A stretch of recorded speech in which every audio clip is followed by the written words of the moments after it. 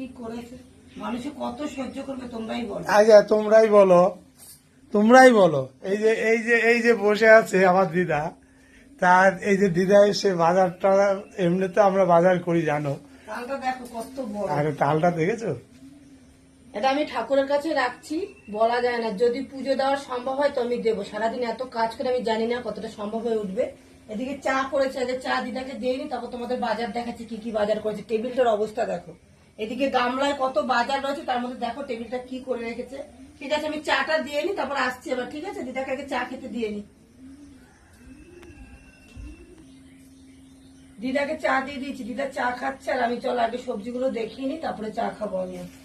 সবার প্রথমে দেখো এই যে দুধ নিয়ে এসছে, কি করবে দুধ দিয়ে আমি জানি না, সেটা পরে দেখছি কি করে। ঠিক আছে, দুধটা আর এটা এনেছি। হচ্ছে দোকানের পান। ঠিক আছে, কথা কম বলো তুমি, তোমার উপর আমার এমনি রাগ হচ্ছে এত বাজার ঘাট দেখে, বিশ্বাস করো মাথাটা গরম। আচ্ছা, আমি